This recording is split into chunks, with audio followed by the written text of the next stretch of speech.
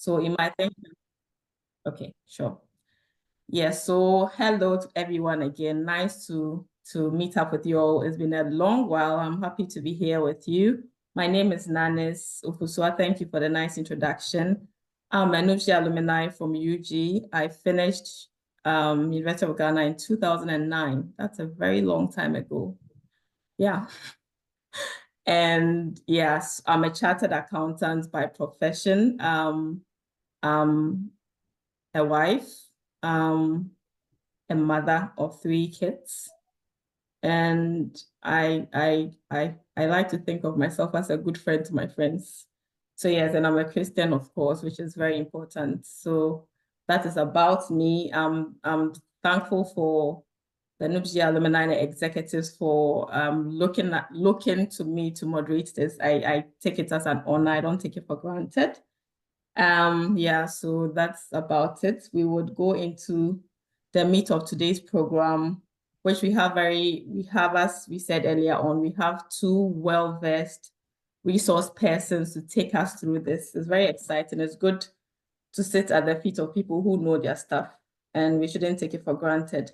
So I would introduce our resource persons. First of all, we have Mr. Jacob Kinship Buxton. I like his name. Very, very interesting name. And Jacob is a senior operations and investment analyst at Pensions Alliance Trust with over 8 years of experience in the administration and management of Tier 2 and 3 pensions.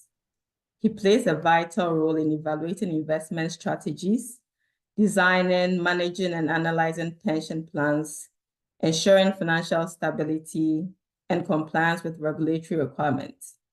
He has a Bachelor of Arts degree in economics with mathematics and an MPhil in economics from the University of Ghana. He's a very big man. We thank you for your time today. Thank you very much for joining us. And then our second resource person is our very own president, Mr.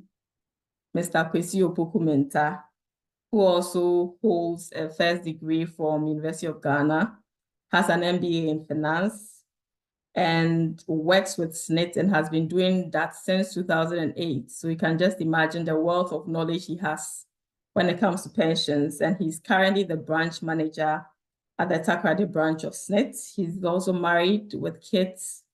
And he also used to be, when I joined University of Ghana, he was the president of NUPSI. So he was my first president. The way Opoku-Mensah likes being president, I'm just thinking before we know it, he is on our ballot for president of Ghana. So let's watch out for him. So we also have Kwesi Opoku-Mensah, who would be helping us to navigate this conversation. So I think that yes, we have reached the point where we would give the floor to our speakers. I think because SSNIT is Tier 1, if I'm not mistaken. So probably if you are going by, we want to be chronological, maybe we should start with the man who handles our Tier 1, and then listen to what he has for us. So I would hand over to our brother, Kwesi Opoku-Mensah, to take us to what he has for us. So Mr. Opoku-Mensah, over to you. Thank you, Auntie Nanis. It's been a long time. It really, really has. Good to see you. Yeah, so, and I don't know why you said they should expect me on a ballot paper. Oh, yes, you can never tell these things. You can never ever tell. I won't take it past you. Okay, good evening, colleagues, and we are all welcome to today's platform. It's unfortunate I'm on the other side of today. Now I'm not exercising my presidency. I'm now dealing with, as a speaker, on an issue which is very important. And we, as young men and women, will have to always consider some of these things as critical and start taking certain decisions on our life. as you said, tier 1, tier 2, tier 3, my brother Braxton with Pension Alliance. I know him, but he may not know me, but we work in the same industry though. So basically what we are seeking to do today is to just open our minds to one or two things. We always say that if you plan to fail, you fail to plan. And so Social Security or pension in Ghana started a long time ago. But what is it today is to just try and diversify the pensions that have been regulated as a state institution or a public institution over the years.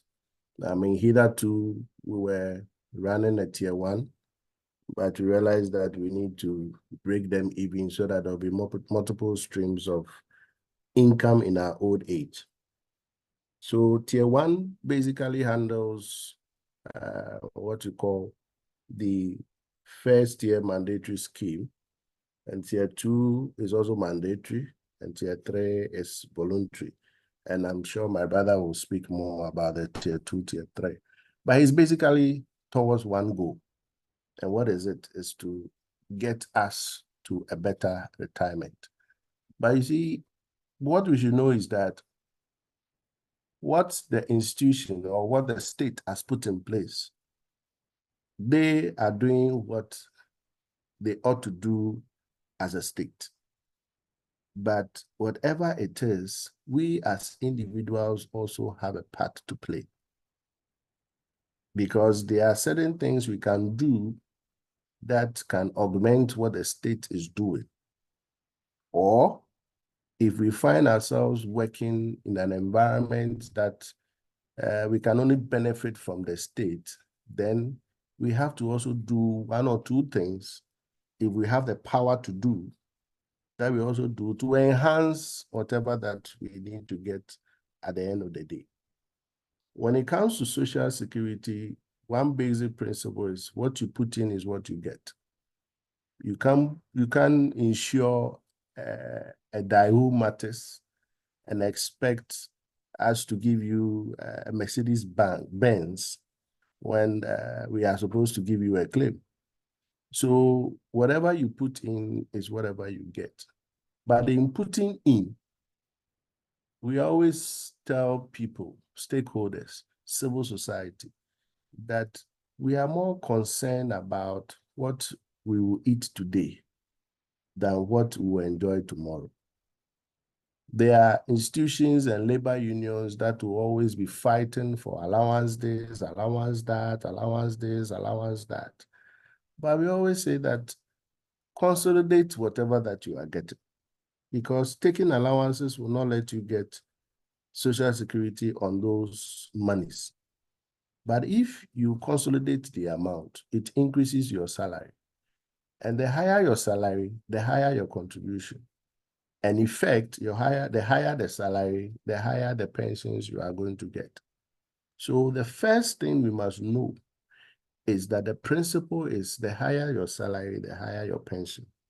So if you have the way, or you have a way that you can influence your employers through your unions and organizations to consolidate or increase your salary, that should be where you should be focusing on, not rather depending so much on the allowances. As for the allowances, it will come. But at the end of the day, there's no Social Security being deducted on. And in effect, you will not get anything when you retire. So that is one aspect that if you have the power to influence your employers to do something concerning your conditions of service or working conditions, the aspect of talking about salary increment and consolidating your salary should be paramount. Number two, whatever that you are doing, if you are in a space of contributing to tier 1, which is very important. So if you're on a call and you are working with an organization, be it public or private, it's important that your employer is supposed to pay your tier 1 and tier 2 because it's mandatory. If you are doing your own business, it is also important that you also contribute as a self-employed to the tier 1 and tier 2, and if possible, to the tier 3. Tier 3 is voluntary. So at the end of the day, you need to know that whatever that you are doing, even if you are a worker in a company and you are being paid your tier 1, tier 2, you voluntarily can also join the tier 3. And my brother will talk more about it, so that you get a diversified income flow. Because at the end of the period, the tier 1 is going to give you your monthly pension. The tier 2 is going to give you a lump sum, and the tier 3 is also going to give you a lump sum. So that you will not only be receiving monthly pension, but you have some capital to do 1 or 2 things that you want to do. Aside all this, you working as your own, as a self-employed. Now we have people who are doing their own businesses. We have architects who are not working with companies. We have lawyers who are working on their own. We have barbers. We have entrepreneurs who do buy and sell. They go to Dubai, bring stuff in and sell. They are doing business, good business. Now there's money in the private sector. They're doing really good business. And so they will tell themselves that, oh, I'm doing a lot of things, maybe investment or here and there. Yes, but what we are saying is that put yourself under these state institutions that have provided solid, guaranteed systems that you will not have anything. If anything should fail, you can at least fall on them. So self-employed is also part of the scheme. There's so many assumptions that if I am working on my own and I'm not working for a government or an institution that is well regularized, I'm supposed to be under SSNIT or be under pensions industry. No, it is not true. If you are self-employed, you qualify to be. If you are working under somebody, you qualify to be. Most of the times we look at job security, and my employer doesn't want to pay, so I don't want to talk about it. It's your life. And if we care to know, the lawyers are on call. Social Security is a human right. So it is not by choice or it's not by option or whatever.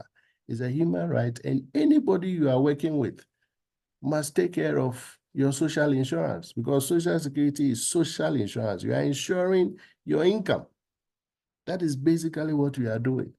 And so it is not a choice or an option, but all that we want to do as a state is that we don't want to bring on board people who at the end of the period will be having issues and going around taking certain things. Because if you spend all that you are receiving today and you go on retirement and nobody is paying you, even now, when your parents call you, how do you react?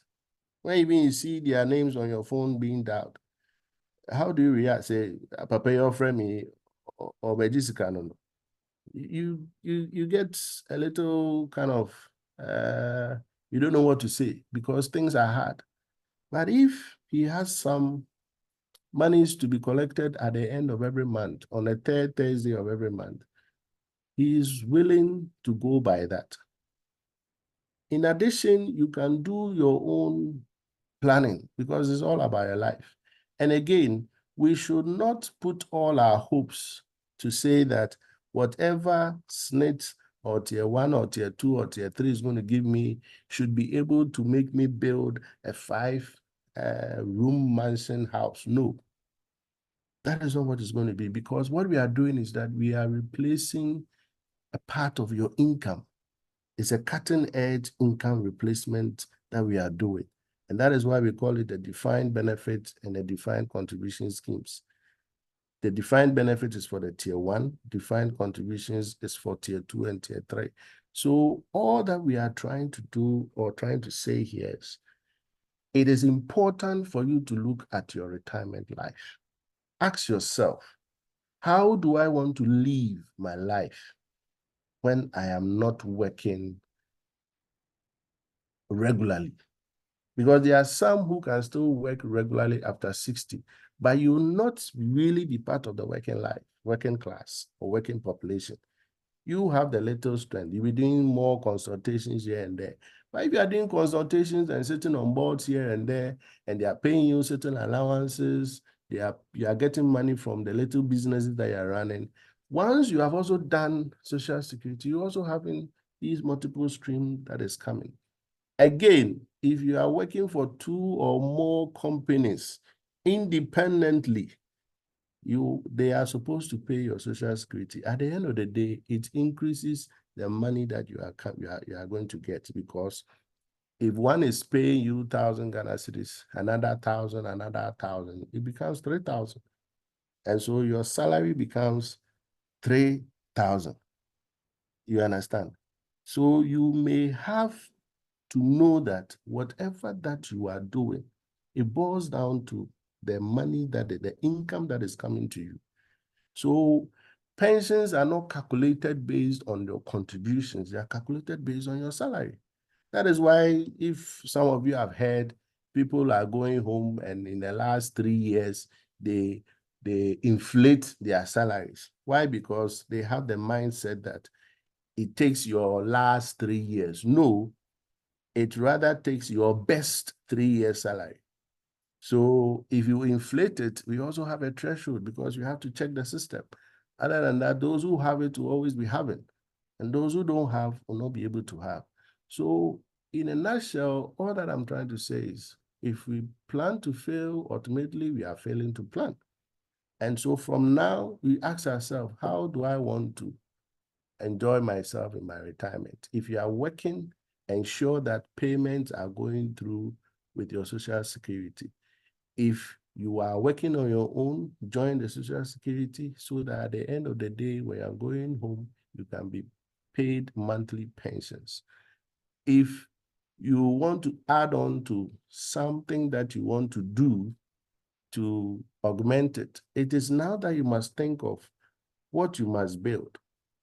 Because definitely when you are at 60, you must sleep comfortably.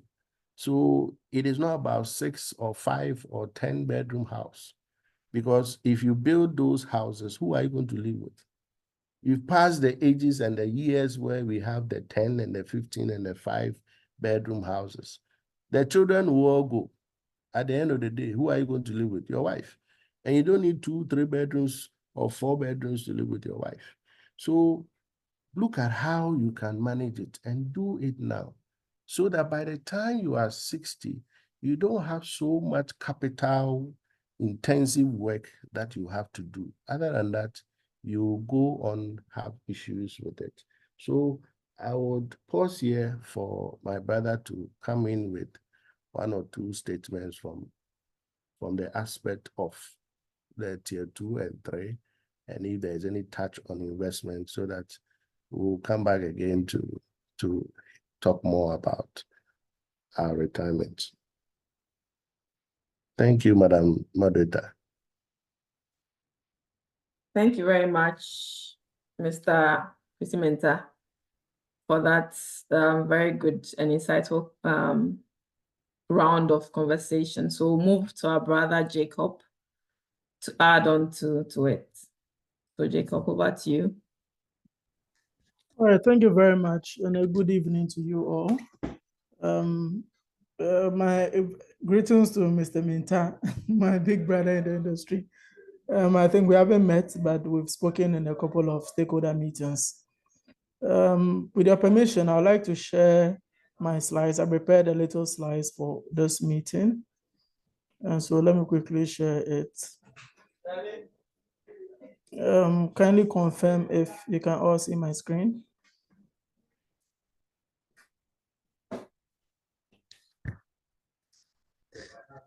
Yes, I can see your screen.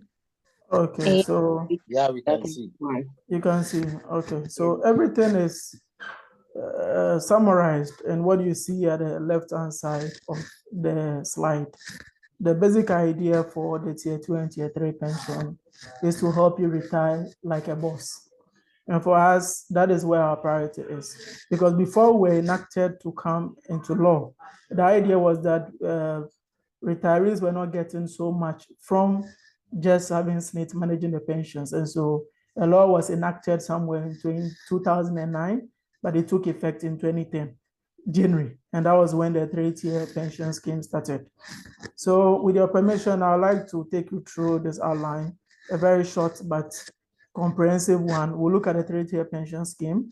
We'll look at retirement planning, what to do, why you need to do that, how you need to do it, and what you need to do to have a comfortable retirement. So quickly to Tier 3 pension scheme.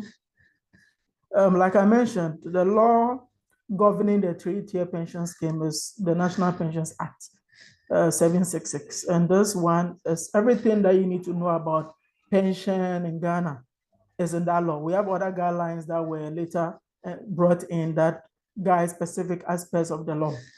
Now, the regulator for the industry is NPRA, National Pensions Regulatory Authority, who, if any member of the scheme or any employer have any issues, helps us to resolve it. And they are the ones that come up with the investment guidelines, the structures of the portfolio, the schemes that we can manage, the licensing of corporate trustees every year and everything. So for the Tier 2 and Tier 3 pension, it is highly regulated. SNIT is so, but you all know that SNIT started way back. And so even though the regulator has been given the authority to supervise SNIT, it has been quite a difficult task. Now, quickly for the Tier 2 and 3, again, we have service providers under the law. So the money do not sit with just one entity, that is a corporate trustee, but we have 4 different service providers managing the Tier 2 and Tier 3. The first one is the corporate trustees. And these are private corporate trustees that are licensed by the National Pensions Regulatory Authority to manage pensions in Ghana. Now, fund managers, on the other hand, are the ones that take the monies and do investments. So as and when contributions are paid into the account, they then take the monies, submit advice, investment advice to the corporate trustees. We give them the approval and they go ahead. The next one is the custodian banks. And so, as you can see, the structure is made in a way that contributions are paid to the custodian bank. The fund manager has direct view over that account, so they can see whatever cash you have in there. And then they will then advise the corporate trustee that, okay, we've identified A, B, and C investments to place your monies in. And then we will then give them the approval after conducting enough research on that particular security. Now, like Mr. Minta rightly says, Tier 1 is managed by SNIT, Tier 2 and 3 managed by corporate trustees. Now, there are a lot of breakdowns to this as to the maximum amount that is allocated to pensions in Ghana that is exempted from tax, and that is 35% of your income. So for every single employee, the law allows you to save 35% in your pension.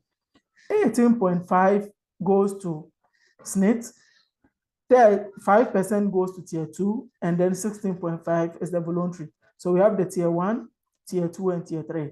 Tier 1, 18.5, that is from your employer contributes 18%, but the other, let me make it, the employer contributes 13%, sorry. The other, this thing, how do you call it, Tier 2 is 5.5%.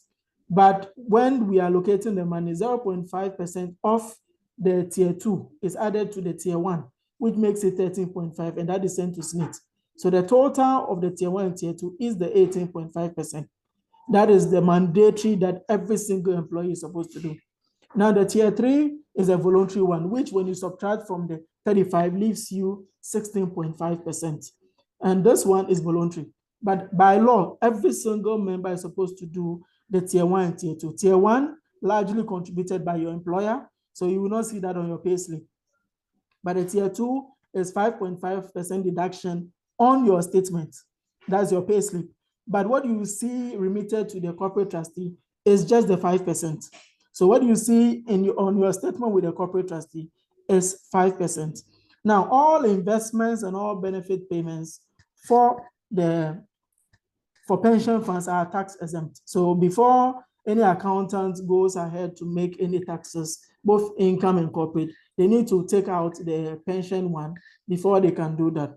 Now, Mr. Mentor has mentioned a couple of things that I would like to just throw more light on.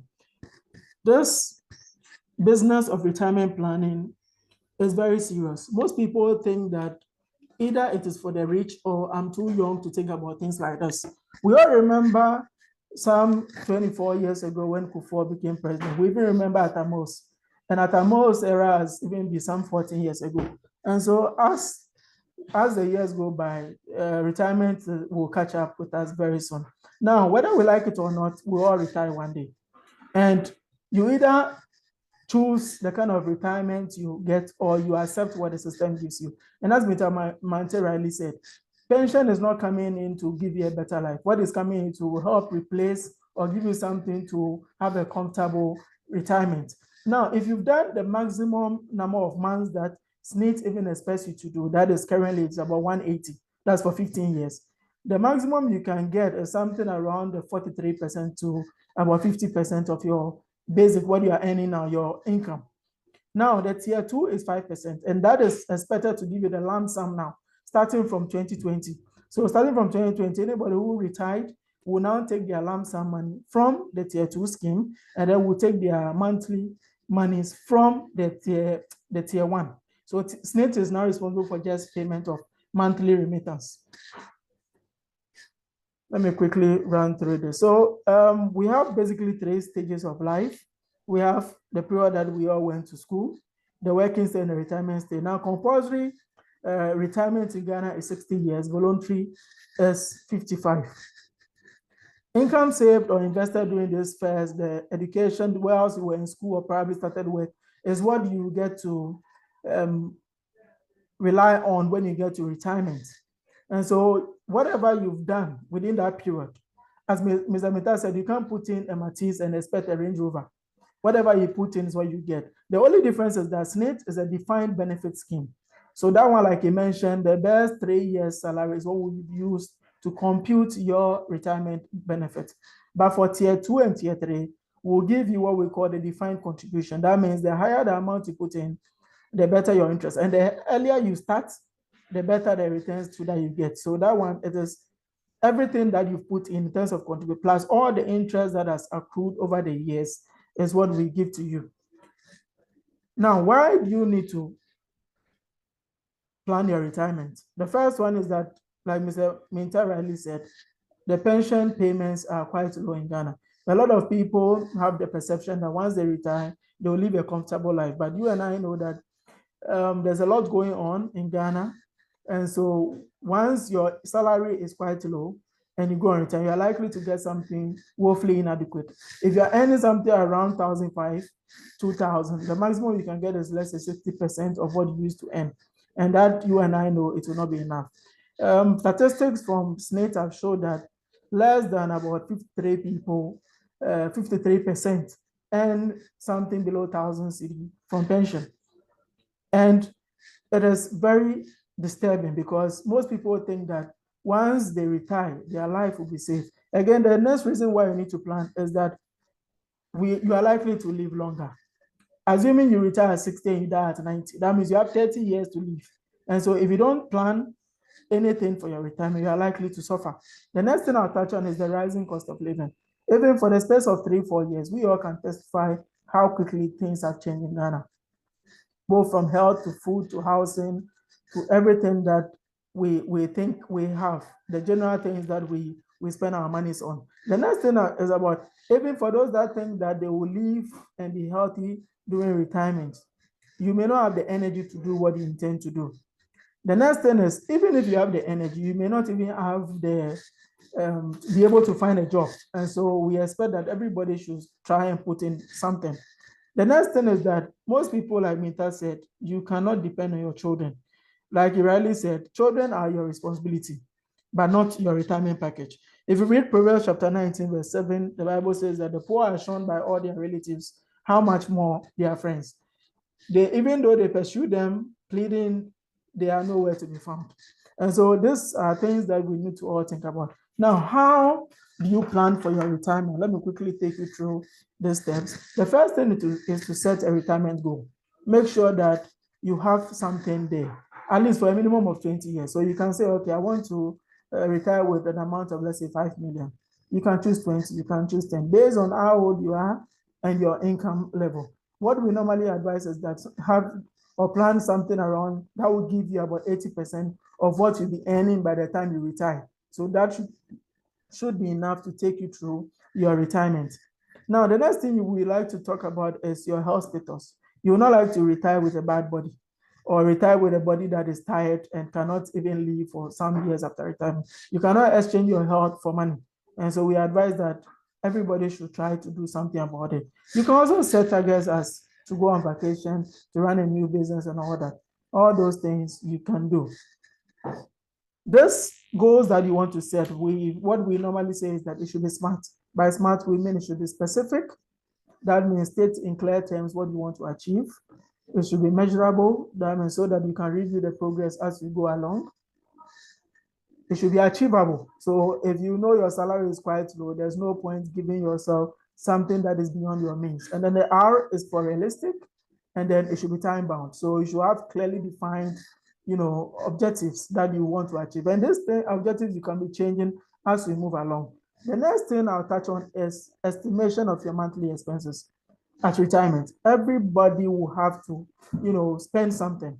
Even currently, when we receive our salary, there are a lot of things that we put our monies in. We pay everyone and everybody and leave ourselves. We pay our children's school fees. We pay house rent. We pay water. We pay electricity. We buy mobile credits. We send money to extended family members. We do all those things, but we fail to cater for ourselves. So once you've done the estimation of this, then you have to take care of your financial goals. That means the present one. So things like what size of family you should have, the kind of schools your children should go to, the affordability of the school fees, to allow you some room to put some money aside. Most of us, yes, it's good to take your children to the best of schools, but if it is something that is draining you, you need to really look at it. The next thing I'll touch on is payment of debt. And for debt, I mean that for loans and other, it's good to take loans to do other things, but whatever you are putting your loans to, it should be something that is productive, so that once you put it in, it should help you generate either extra income or save you from extra costs or costs that may accrue to you later. The next thing is about housing. Like Mr. Minta said, there is no point building a 7-bedroom house when all you need is a 3-bedroom house, even if you can afford it. The realistic thing to do is at least first get a 3-bedroom house where boys and girls can always occupy the 2 rooms, and then the one you and your wife can occupy one. So that will save you a lot of costs, and that you can finish in record time, so that at least the monies that you put into renting and other things, you can save that one. The other thing is about sources of income. And by this, I mean that if you do the estimation of the expenses and you realize that you are currently not able to take care of a lot of the bills, that means you need to find extra income to add to whatever you are doing. The next thing is about investments or creating emergency funds. There are many ways of, reducing the burden on you.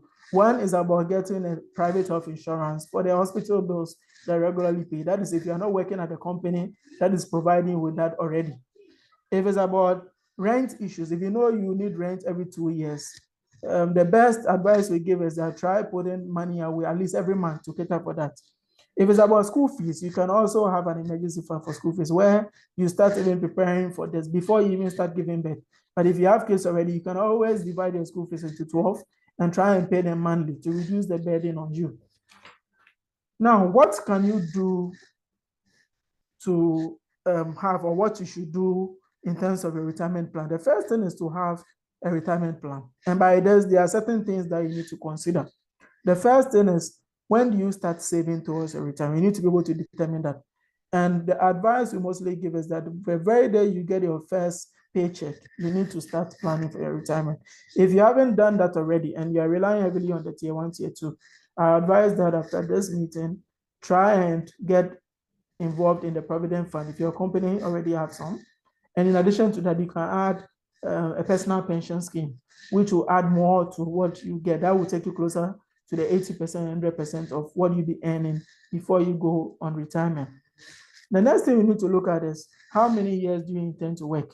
So right now, most of us are maybe between 35 to maybe 45 or even more.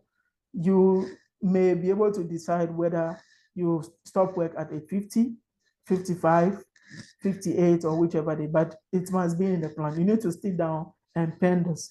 After this, the next thing you need to look at is how much will you like to save towards retirement? How much will you like to save towards retirement? So this one, you want the goal. What do you need to achieve? So if it is 5 million, you need to work out with the financial advisors how much you need to put in to be able to get the said amount during retirement, so that you will not be kind of taken by surprise. The next thing we'll touch on is, what are your sources of income? Are you only relying on salary? If it is salary, can salary help you to meet the target that you set in number 3?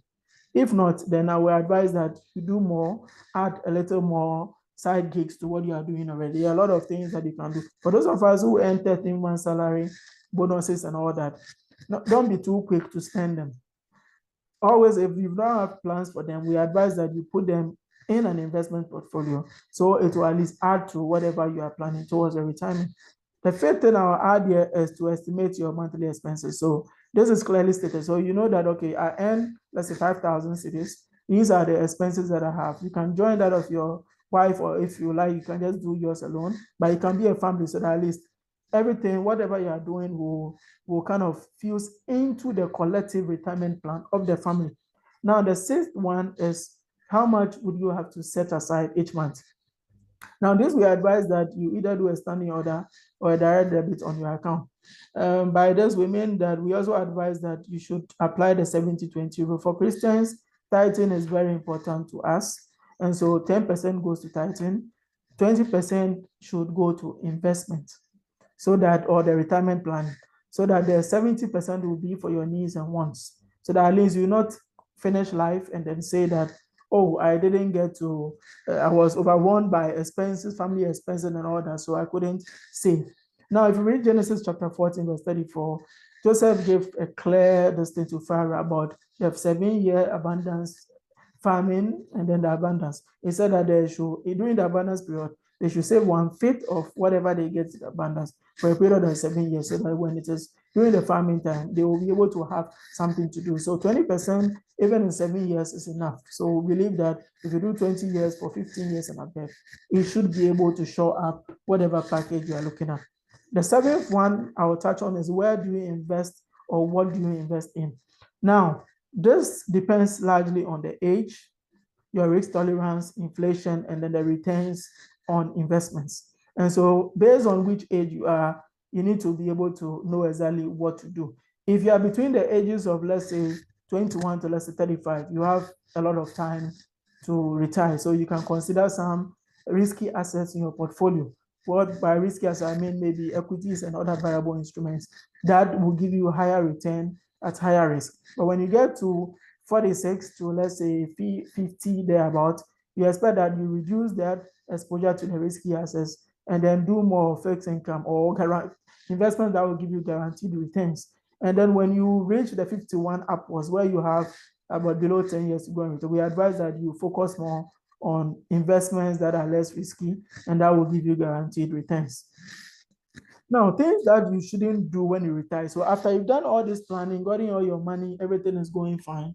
The last thing we'd like to touch on is things that you shouldn't do. Every now and then we get complaints from retirees, or we observe and we see that some few years after retirement, they are back to square one and they are living in very dire situations. And so we put together some few lists that you shouldn't dare to do. Now, for retirement, yes, we advise that you shouldn't start any business, but try not to be idle. Now, most people, for what we do during retirement, so it looks exactly like what we do when we're on leave days. So if you go on leave and all you do is hang around, watch telly, reach a couple of rules, go around and visit friends, probably that is what you'll be doing for a majority part of your retirement. The second thing is, don't retire with a sick body. Like I mentioned earlier, your health is your wealth. If you waste all your time and all your money and your health on making more money, what will happen is that at the later stages of your life, you have to exchange that with your body. To help you give that money back to the doctors to get to your body, which you and I know you can never get it back. So what you get is a managed body that will probably kill you before the time that you expect to go on retirement. The third thing I'll touch on is, don't invest lump sum in capital intensive projects. Now, most people, when they get a lump sum amount, 300,000, 500,000, 1 million, it looks quite huge, because that may be the first time that they may be receiving such monies. And so they start to make decisions that will not, benefit them, because to them there will always be more money. So you keep on picking little by little from their bags or withdrawing little by little from the banks up until it gets to below 100,000 or 50,000, 20,000. That's when they start saying that, okay, now the money is almost finished. The next thing is don't spend too much too soon. So you go to retirement, you'll be chasing tier 2 providers, tier 1 to give you your money as quickly as possible. Then you start spending the money. Maximum a year for most people, their monies are gone. And now they have to rely solely on the monthly stipends to take care of themselves throughout retirement. The fifth one is don't invest in high risk investments. Like I mentioned, for those approaching retirement or retirees, this is not for you. That's not the time to be doing Betway and be doing Aviator and be doing all kinds of risky things. How do we call it? I'm trying to get this thing, but anything that you don't understand so much about, that you are trying to get explanations to, and they are not giving you, please stay away from them. The same thing is don't live in high maintenance houses. Probably when you were working, you were living in a good house, you could afford it, or maybe the company was helping to pay for some bills, or the allowances you were receiving for the company was quite huge, and so you were able to cater for that house. Now, once you get to retirement, those monies will not come again. And so if you still want to maintain that house, you end up using majority of your money to maintain it, which will dwindle whatever money is available to you. So we advise that you move to something that is reasonable. So before you go on retirement, or that's why we ask that, or we suggest that you start from something small so that later you can build your dream house. So we have a first house and a dream house. When you start life, try and build a first house, which maximum should be a 3-bedroom house. And then later you can build the dream house, but don't go beyond 4-bedroom. It doesn't really make any sense. Because like Mr. Minta said, even us, we don't want to stay with our parents. How much more our children? We believe that will not work for you. The seventh one is don't drive big engine cars. Yes, you may retire as a CEO, as a board of director, as a lot of in high position places, but don't drive that 4x4 regular, or don't use it as your main destiny, because even during that time, I'm not sure you'll be able to even cater for it. There are some that maybe may retire on their income or may have saved more than enough to do that. You can do that. But if you can tell that this will be a drain on your finances, we advise that you stay away from it. Now, the last thing I'll talk about is don't retire and be renting. So if you should have a plan to at least get something down, a house, a mortgage, something that will enable you to be able to get a place before, because once you get into retirement, the bills that will come to you will be quite a lot. We'll have the health part, the rent part, the food part, and all that. So if you don't have a house, at least it will add to the wahala. So on that note, I'd like to end here. If there are any questions, we'll take them. Thank you very much. Thank you so much, Jacob. That was a very good presentation, very thought-provoking. Made us think a lot. Well, it has made me think a lot. So thank you very much for that. I think we would open the floor now for any questions to our resource persons, or any comments from any of us who is very welcomed. So if you have a question, you can unmute yourself and then you can go ahead and ask the question. I think I have a question of my own. I was just wondering, so if you find out that your employer is not paying your pensions, who do you go to? Is it MPRA? Okay, so the first thing is, once your employer is not paying your thing, what you want to find out first, how you find out is with the trustee. So once you know that the employer is not paying, that means you've seen that statement. You first have to go to the employer to talk to him to understand why they are not paying. Because once you go with evidence of the statement, clearly they will know that they are not, meeting the requirements of the law. And then you write through your trustee to the MPRA or the regulator. Some people also go there personally. And once you do that, by law, the tier 2 will allows the trustee to charge a penalty of 3% per month, compounded on whatever amount is owed you. So if your employer has not paid for the past 2 years, and you report it. The law allows that we charge a minimum of 3% per month for you. So minimum you get is like 36% a year. And that is a lot for the employer. Some of them will be begging that they want to pay it in days and all that, but be rest assured that we'll get that for you. And so we advise that members should be interested in getting their statements, both the tier 1, tier 2, and tier 3. Be interested. For those of you that have worked in places before you join where you are, so maybe 1 or 2 places, go and call maybe your previous colleagues. If you don't know the corporate trustee, request for your statement. Try and check the months that you worked as against what you have on the statement. If there are any shortfalls, you need to go through the process that I just mentioned. And that will allow you to get that 3% that we are talking about. That's a lot of money. And so if your employer is not paying for you, I advise that you do that. Thank you. Thank you very much. I have a follow-on question to that, because clearly if you go and have this conversation and report your employer, how secure is your job? And is there something in the law to ban your employer from victimizing you because you have done this? Because I am very certain that, especially if you are not working for, even with the big corporations, they could do that. But a one-man business or something like that, how is there something in the law that would bar them to say that, well, because I have come to complain, you cannot just sack me because of that? I don't know if there's any protection for the employee, because that would be a concern. The reason why, because some people do know it's not being paid, but I'm not going to make noise about it because I will be sacked. And then what I'm even getting to live now, I will not get. So is there anything in the law that protects you, or yeah, how do you deal with that? Okay. What happens is that, as Social Security administrators, we also have a role to play in protecting our clients or members. So whether tier 1, tier 2, tier 3, we exercise some form of professionalism in dealing with them, because in this country, job security is very risky, especially as you said, with one-man people, they will just boot you away. So normally what we do is make the complaint, but we will not confront the employer that Nani says you are not paying his social security or you are not paying his tier 2. No. So we have a way of getting a hold. For instance, if you come and say for the past 2 years, the man has not been paying, okay, no problem. We will not quickly go to the employer, because once you quickly go, it means that maybe something has occurred for the person to come over to make that complaint.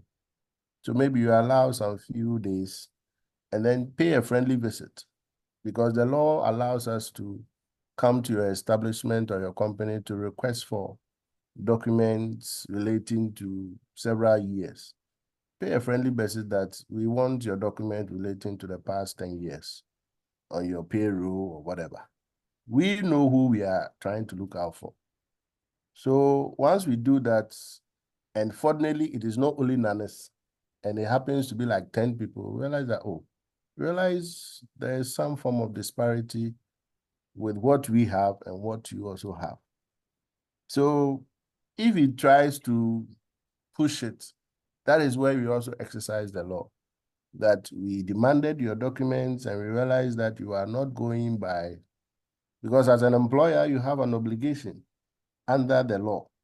So, and the first obligation is once you employ someone, you are supposed to start paying the person within the same month. Whether you are paying this idea of I am on probation, it doesn't work. Probation, you are paying salary. So once you are paying salaries, Social Security must be paid, tier 1, tier 2. So it is not about probation or whatever. On the very first month, you are supposed to register the person or ask the person to come and register and demand for the Social Security number to pay for both tier 1 and tier 2. So we exercise a lot of professionalism in that. There was a typical example where a gentleman worked for 3 different places. He thought they were paying. He came and the statement was blank, not even a dime. So at the end of the day, they don't give him a pay slip. They don't do anything for you to get it. But what they do was they pay through your account. It's not over the counter. So I asked for his bank statement to show that there are payments coming from that company. And that was the document we were able to use to get the people to pay. And just as my brother was saying, once you pay, you are going to pay retrospective penalties on it. Some also decide to deduct it from the money they are going to give you. And that is also an infringement of the law. So you pay it in addition to interest or penalty to it. So it's something they don't like, but they keep on doing it. Why? Because they believe that they will get some free. And because they know you might not spend all your years working over there because of labor turnover and cheap labor, you stay there 2-3 years, you don't fight for it, you leave, and then you begin fighting for it. But in Ghana, companies don't stay for long. So if you have to fight, you have to fight it now. You just report it nicely. We will take it up, work on it, and everything will be solved. You will not get it. On one scenario, labor has to come in so that they will also argue from their point. Because, of course, we are pension administrators. We are not labor enforcement. So it will be difficult for us to talk about engagement and disengagement with you. But what you are supposed to do as an employer, you have to do it. Thank you very much for that. I see Nana has his hand up. So Nana, please unmute and ask your question. Thank you very much. The question I do have is, I don't know, I joined late anyways. If somebody stayed in Ghana and worked for 15 years, and after 15 years, this person traveled outside the country, is it possible that when the person gets to the age of 60, will the person get his or her pension? 1. And 2, can the person still contribute to Ghana, to the SNIT pension, whilst the person don't live in Ghana? Thank you. You Nana.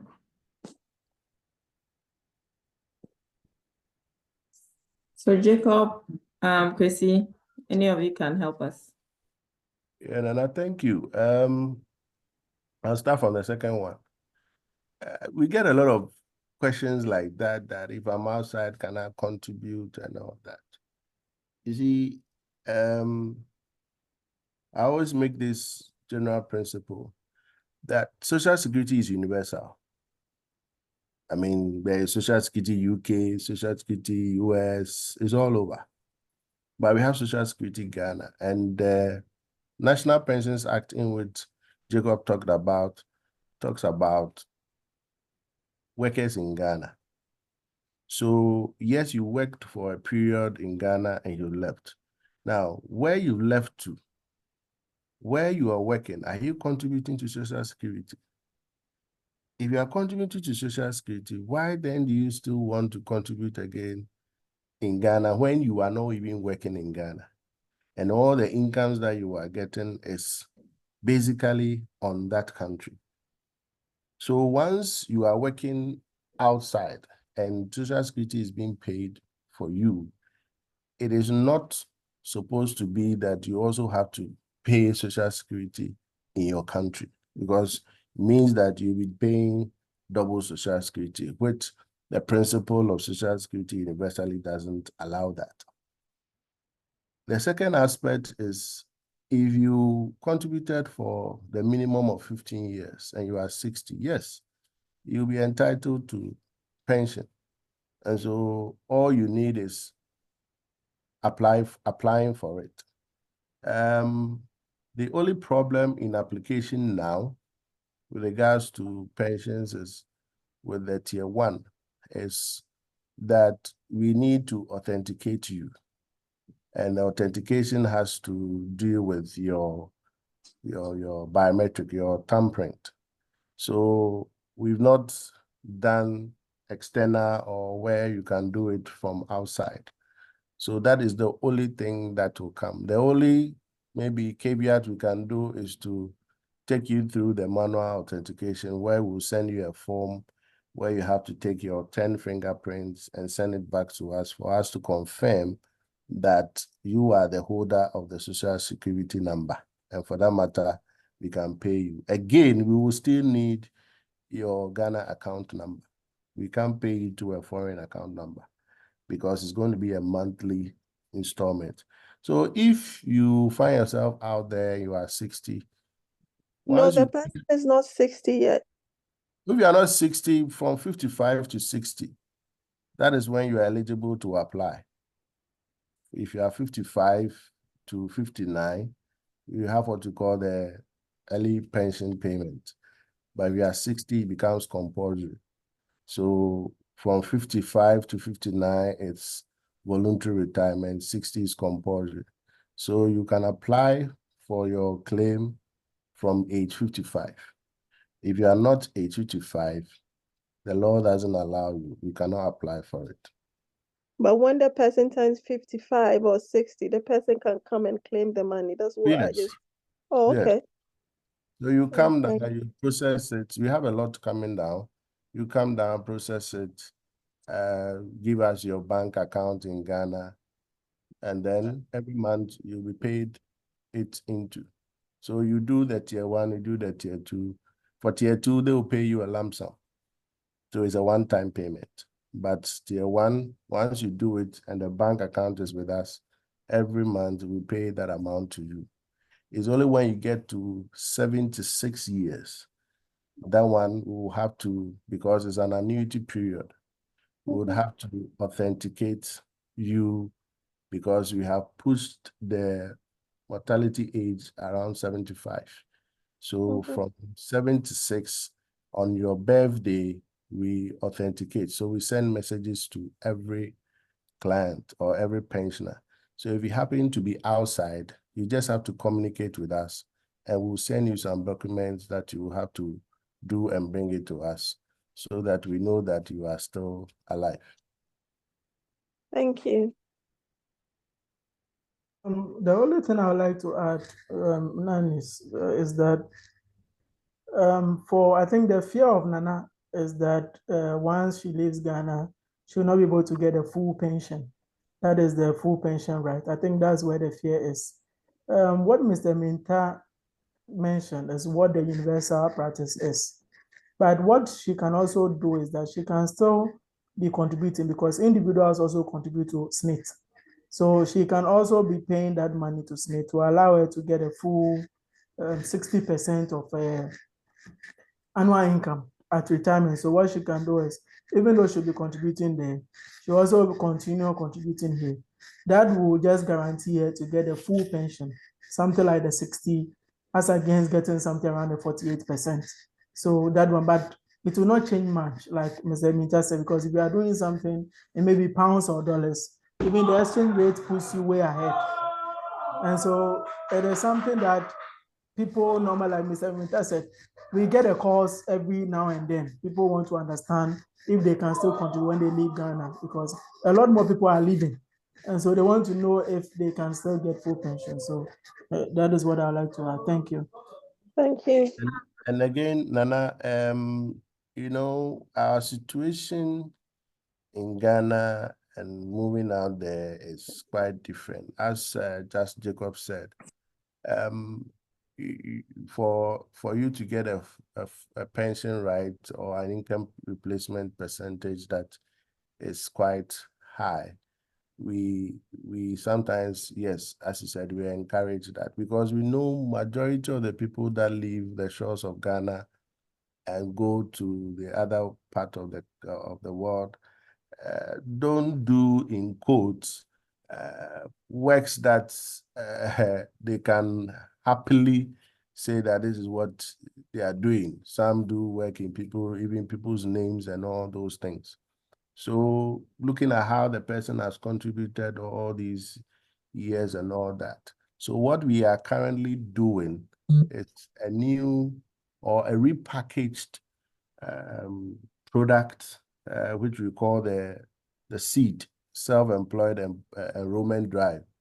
So basically what we do is that we will just change your status from formal employee to a self-employed, where hitherto used to be called voluntary, where you can contribute towards it.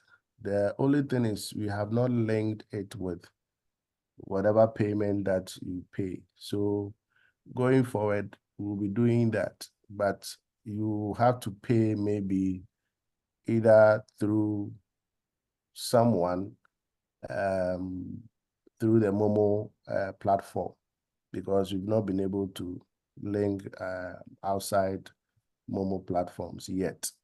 So that is basically what we can do. But where, as Jacob said, you are under a company over there, or you are working and there is social security, you look at the exchange. Definitely when you are done over there, you take whatever you have to take, but you might not get the huge income replacement that you want. But whatever it is, you get a monthly stipend coming in, especially for those who know that he hasn't gotten there yet. So he would want to go ahead so that at the end of the day, he can add on. But we look at the situation, look at the merit of it. We don't make it a blanket statement so that it doesn't go like, this is what it is. So we look at your case, advise as it's supposed to be, then you take it up from there.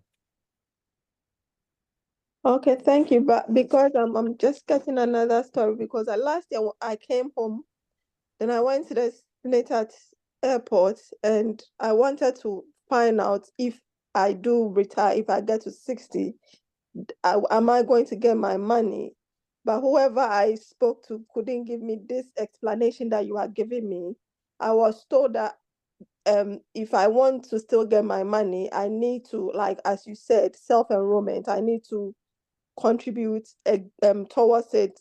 I had a business in Ghana, so he told me that I can, through my business, I can do a contribution through my business in my name, so that I will still get my money when I do retire, when I get to 60 in Ghana. So I was wondering, for 15 years I've worked in Ghana. When I retired, no, I know that I stay here, I'll get my retirement and everything, but for 15 years to go like under the drain, I couldn't understand it. I was really, really upset with him. That's why I'm asking this question. Thank okay. you for your Maybe, explanation. yes, maybe, you know, Nana, mostly when you are having conversations when it comes to pensions, mostly we deal with the months. Because somebody can work for 15 years but not work for 180 months. I worked throughout 15 years, no, nothing. Somebody can work for 15 years, but not as get a nurse. minimum, but not get the minimum 180 months. But it is 15 years that gives you 180 months. Because you can start in the year 2020, but not in January. So I think I started in March 2006. What you should look out for is how many months have I contributed? You understand? Because we normally deal with months. So if it is 180, then the equivalent becomes the 50. You get it? So if I could get your number or statement and I look at it, and maybe I see that, yes, if you look at the years, it is 15 years. But if you calculate the months, it is short of the 180 months. That is where maybe the person advised that then you continue to get the 180, because we normally speak in the balance of months. But there are some people who work for 20 years, but inside the years, they didn't work for the full 12 months. You understand? So whatever it is, if you have worked for the 180 minimum months, you qualify for it. So even if you go and you come, you can get your money. If you even work for less than 180 months, you still qualify for it, but it's not going to end you the monthly payment. You call something called old age lump sum. So it boils down to what has been contributed, a number of months. So maybe we can look at it backstage. I look at your details, and then we continue the conversation from there. Okay, thank you very much, sir. Thank you. Thank you so much. Okay. Thank you very much. Any more questions? I think there's something in the chat. Let me just, okay. So Teddy says that if the person took SNIT loan, the repayment month will also not be deducted from the total months contributed. The person took a SNIT loan Yes. and he hasn't paid. Mhm. There are so many forms of payment. Either you pay by cash or you pay using your contribution months. So if you use your contribution months to pay and you have worked for 180 months, and let's say you use 5 months to pay your loan, it means you'll be short by 5 months. So instead of 180 months, you will have 175, which will not allow you to qualify for pension. So again, if we took loans as part of planning our retirement, we should, as quickly as possible, make the necessary plans in clearing them off. If we don't do that, it will affect our future values of money, especially with those that we guaranteed. If somebody guaranteed for you and you are still holding the person, if the person is going home, you would have to take the money from the person if you are nowhere to be found. And unfortunately, there are some who did, and they are nowhere to be found. Some are even around, and their family members don't care about whatever happens to the people that they guaranteed for. So it's making it even difficult for people who are taking the student loan trust fund to get people to guarantee for them because of these few bad nuts. So if you use your contribution months to defray your student loan, then that month will be deducted from your total months that you've contributed, which will affect you if you are just on the threshold. It means you're not able to qualify for pension. We'll pay you a lump sum. Wow, interesting.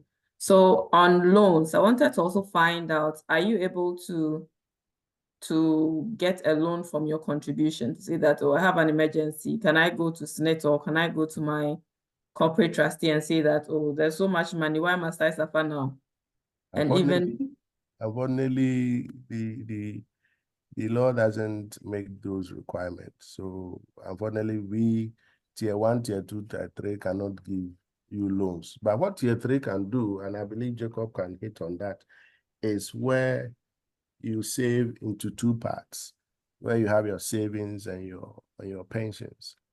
So part goes to your savings, part goes to your pension. So at the end of the day, you can come back for some of your monies within 5 years or 10 years, depending on when you want it. If you are an informal person, 5 years, you don't get taxed. But if a formal person, you are doing that, you will be taxed unless you get to 10 years. So he can throw more light on that aspect. That is the only caveat that you can get with regards to getting monies back into solving 1 or 2 things. Apart from that, as Social Security Administrators or pension industries, we do not offer loans to our contributors. Rightly said, Mr. Minta. I think the only thing I'd like to add is that for the pension schemes, everything that we do is governed by a law. And so if you read section 103 of the Act 76, it states that for tier 2, you cannot assign it to any facility, any loan, any judgment debt, nothing. The only thing you can use it for is to use it as a guarantee for a mortgage, to secure a mortgage for your first primary residence. That's the only thing. For the tier 3, that one, you can use it to assign to a security. For the tier 3, it allows that one. Like you already said, because that one is voluntary, and that one, the law allows you to withdraw. So you can use that one, but it must be clearly stated. I remember some years ago, Student Loan Trust Fund came to us asking that some members that they they know they have or contribute to the Provident Fund, but they have not kind of assigned whatever loan that they took to that. So when they were giving them the loan from the facilitators and from their office, they didn't make them sign or commit the tier 3 to it. So it was difficult getting it. So what we advise is that for employers or for financial institutions that give loan to their staff, as part of the agreement, they can sign the tier 3.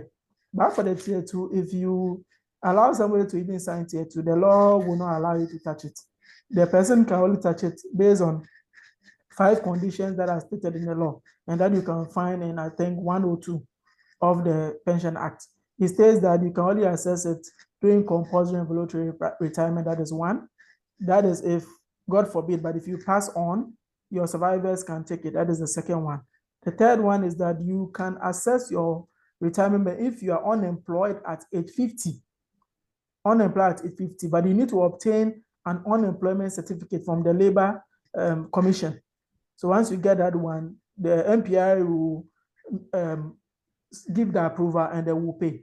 The fourth one is about incapacitation. And this under the law, it states that if you are mentally or physically not capable of working, and this one must be approved by a medical board constituted by MPRA. And the last one is foreigners that are immigrating permanently from Ghana. So as I already mentioned, the conditions for withdrawal from a mandatory scheme, that is tier 1, tier 2, are these 5 conditions.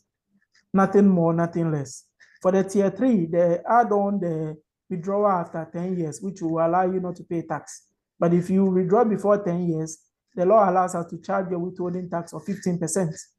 You get it? So that one, you can use it for a facility, but not that the pension trustee will give you a loan.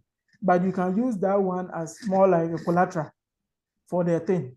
But for the tier 2, you can't touch it. Thank you. Thank you very much. I think, Oceanic, that answers your question, because your question was that, can your pension contribution be used as a collateral for mortgage in Ghana? And I think Jacob mentioned that for your first home, is it a tier 2, can be used as a collateral for that? Yeah. Yes, please, the tier 2. Okay. Any more questions, contributions? Okay, there's another question. Okay. So yeah, very insightful conversation. Thanks to Jacob and other DAQC. So this is coming from Ms. Stacey-Ama. Very much agreed. Any more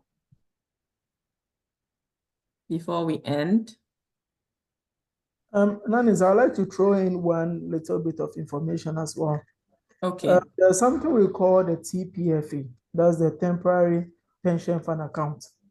And this is an account that the Bank of Ghana created for the MPRA during the period of 2010 to 2012, when corporate trustees had not received their license. So anybody that was working between 2010 to 2012, you realize that on your pension statement, tier 2 statement, you will not see that amount in there.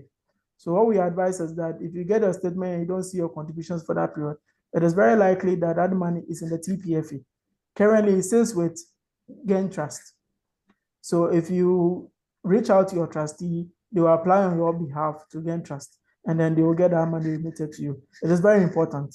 Just like Mr. Minta said, pension will move by months. So you take your statement, mark every single month that you were employed, and that will give you a fair idea of what you are missing out. You don't want a situation where you wait till you are retired, and then you will then come back, because there are times where you come by and the company that you even work for had collapsed about 10 years ago, and that will make it very difficult to get the monies for you. Thank you. Thank you very much. So if there aren't any more questions, I don't know if Mr. Minta have some last words. Yes, let me give these few tips. First and foremost, what I realize is that Ghanaians, we don't like updating our records. And we are so busy that there are certain things we think is very far off. And please, I want to plead with all of us. We are Christians, we are in the corporate world, we have to make a difference. We are supposed to be influential. And so when it comes to our records, we should always be up and doing. There are two forms of our records, our bio records and our beneficiaries records. We nominate people who would take our monies when we are not, we are in quotes dead. But it's unfortunate majority of us registered SNIT or as students when we're taking loans. And we put either our brother or mother or father there as a beneficiary. But we are with 2, 3, 4, 1 kids, and they've not been updated. Please find time. Find time. It's part of planning or retirement. Find time and update your records. Most of us too have changed our emails, we've changed our contact numbers and all that. That one, you just send me those details. For the beneficiaries, I can't do them on the line for you. You have to come to our office because of the sensitivity with it. But with the contact and the emails, now you can send it to me personally. Then we will just update it. Just add your Ghana card number or SNIT number if you've merged them. But if not, just send me your SNIT number and then we do that. Secondly, Jacob talked about one of our aspects on don't go on retirement with a sick body. Majority of our pensioners, currently we have close to 300,000 pensioners. Majority, and if I wouldn't be about 50 to 60% use their pensions money for their medical bills. I mean, for their everyday payment of drugs. So the question that comes to mind was, is it normal? Is it supposed to be so? And can these people be called that they have retired as bosses? What lifestyle were they living that they have to do what they are doing now? And when you meet them and you talk to them, they would always tell you, had they known or they had knowledge as things are being told now, they wouldn't have taken certain lifestyles. So please, as part of our planning on retirement, let's be conscious with our health. Let's be very, very conscious with our health. The trend now, and there are so many files on my table as we speak now, the trend now that what is happening is that most of the young ones are dying as active contributors. And when you look at the cause of death, is most of these chronic diseases. So please, I want to plead with us. If we are planning as we are planning our retirement, let's be conscious of our health. Because the older folks are leaving. But the younger ones, we are doing certain things that are not helping us. And so please, let's be very, very mindful of whatever that we are doing. And then the last thing is, let's check our statements. The fact that your pay slip, you see SSF, doesn't mean the money has gone. Because if your employer realizes that that is what you are interested in, he will let you get that one.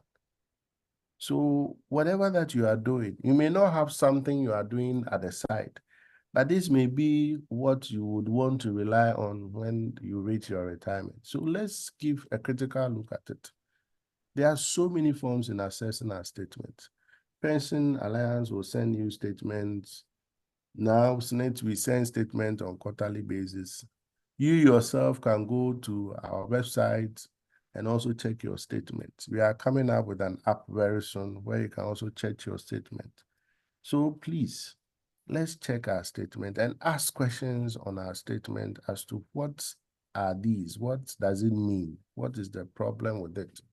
So that we don't get alarmed when we get to the age 60 and you're about applying and you realize that 20 years ago, where you used to work with so and so, you don't see the payment of it. And as Jacob said, it's month on month.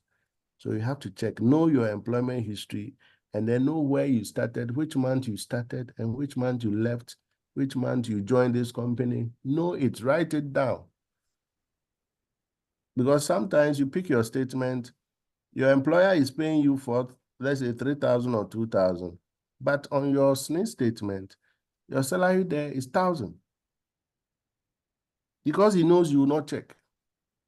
So he gives us 1,000 as your salary. Meanwhile, you are taking home 2,000 or 3,000, which is infringement of the law, and it's called under declaration of salary. In effect, your contributions are small. And in effect, your benefits will be smaller because you are being paid an amount that is not supposed to be. So please, we've given you a whole lot. My brother Jacob had gone into details with how to go about it. It's all about us.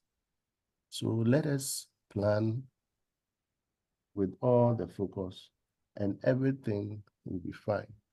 So if there are more concerns or more issues, you can still contact us. And I believe Jacob would leave the slides with us so that anybody who would want to refresh him or herself will look at it. Thank you very much for having us. Thank you so much, Mr. Minta and Jacob. Thank you so much. This has been a very insightful session. There's one last question from Oceanic. I don't know if you are able to answer that. I think this would be the job of a consulate, but he says that, can someone get a statement from pension contributions to apply for a visa as a sign to prove ties to his home country? Oh, yes. I mean, Oh, okay. now what we realize is that I don't know what the trend is. You know, these embassies come up with so many issues. I even had somebody calling me yesterday that he applied for a visa, and I think in one of the requirements he stated on SNIT contribution. So they are asking for a statement from SNIT. So when you come, what they require is that we will have to endorse it for you when you're taking your statement. So it's allowed. You come, print your statement, we just endorse and sign for you. I've signed a couple of them for them to apply for their visa. So it's your statement. So once that is why if you are checking and there are no loopholes, and you take it and they realize that you are not consistent with your social security, then it may have an issue. But if it is free-flowing and it is truly showing that you are working and you are paying social security, why not? We'll do that for you. Okay, cool. Good to know. Yeah, so thank you so much. We can't thank you enough. I think we've exhausted the questions for now. And as we had our resource persons, we can always touch base with them after this call if we still have questions on our minds, we still need clarification. So it's good to know that we have people we can talk to. So thank you very much for that. And I want to say a big thank you for your time, for imparting us with this knowledge and enlightening us, giving us a sense that yes, we have to start looking at these things because it's important. I think I had the 5 takeaways from what we have said. The first is that it was quite interesting to note that social security is a human right. And it does make sense because, yeah, it really does make sense. So a very good thing to learn. And then, very importantly, not to retire in a sick body, because then what is the point? After all the work, because retirement is also sort of a time to chill for all the work that you've done. So then how do you chill with if you are sick? So it's important for us to be mindful of our health in pursuing the money to enjoy later. we should be mindful of our health as well. And then I think the third one is to plan retirement now. And I think it cannot be overemphasized. And I actually had a personal encounter with this particular one about, I think, almost 7 or 8 years ago, where I had a conversation with my boss. I think he was already 60, about to retire. He hasn't retired anyway. He's still working actively as a consultant. And then he took me to, he had built up something nice. Like, he's actually setting up a company to work. Like, I thought it was very exciting because you're 60. Why are you going to do this? You have a company. He's built a warehouse for it and all that. He was showing me. I was very happy about it. And he asked me that, so like, what are you going to do when you retire? And I'm like, but why are you asking me this? I'm not old. Like, I'm only 30 or late 20s. Why must I be thinking of what I'll do when I retire? I was like, do you know when I started building this thing or thinking about getting this? It was in my 20s. And you can't wake up and say you have 10 years retirement and you think you have enough time to do something on a skill like this or something that you would be happy with. Whatever it is, you have to start now so that you have enough time to be able to plan a very, as Jacob would put it, you retire as a boss. So I think it's a good wake-up call again to hear that. And even more now, because 7 years or so have been lost. So yeah, thank you very much for that. And then also being conscious of the fact that we need to update our records. We are not good with that because I think our society is not formalized. I think that's our problem. The Ghanaian society is not very formalized. So it's like those things are not things that you are very conscious of, but we can't say that, especially because we are also educated. So we need to make sure that we update our records and then check our statements. Very, very important. And then also, I think now in our workplaces, we have mentors. People report to us or we look after people. I think it's also good as a mentor to tell your people who you work with or who work under you about this, how important it is, because information is everything. If you know this at a very early age, then you can start doing something. And even we should even look at having these conversations for our students back in school. So NUPSI people in school, that you need to start thinking about these things. Don't think, oh, but I haven't even gotten work. Why am I thinking about retirement? It's very important conversations to have. So I want to say a very big thank you to Jacob, very big thank you to Opoku Mintah for doing this for us, for taking the time to give us this education. Thank you so much. It's it's very good to have this knowledge, and we thank you for that. I think I would hand over now to the secretary, but before that, I was telling Ima how nice it would be if we could see everybody on video. If you do not mind, if you are camera ready, just to say hello and hi to ourselves is very important too. It's part of fellowship. So if you don't mind, just for a second or two, just say hello to each other, see ourselves. Yay. Thank you, William. And Oposua, oh yeah, there you are. And Gloria, it's been a long time since I saw you. Oshinik, I don't know if, I suspect you're a man. Because a man is, only a man will say Oshinik. Teddy! My It's birthday good to mate, see how are you? I'm well. How are you too? Good, Okay. thank you. Good. Okay, so some people are at work, so we can't see everybody, but it's good to see everyone. I think we should do this often and also meet in person too. It's very important. It's all part of keeping a good body for retirement. Like, it's good to fellowship with your friends and all that. It shouldn't always be work. Thank you so much for joining us. I would hand over to Ima to give us any announcements that maybe, any announcements there is that we should take note of. Thank you all. Yeah, thanks very much. I wouldn't say much. I'll hand over to my namesake, Ofusua, to continue. Hello. I actually think you went to say you hand over to your namesake, Emmanuel, but Your mouth was faster than your brain. Okay, Mr. Ankama, please, are you on the line? If we can hear you. Yes, please, I'm around. All right, so please, if you'd give us the announcements so that we can continue. All right, so thank you so much, MC. Thank you, Nanis, for moderating this program. Thank you, Ima, for organizing. Thank you, the resource persons. And thank you, all the participants. It's good to always learn or make sure that we update our activities, our knowledge, and make sure that we also build our capacity. This is the first series for this year. Next month, we'll meet again and we'll look at health issues.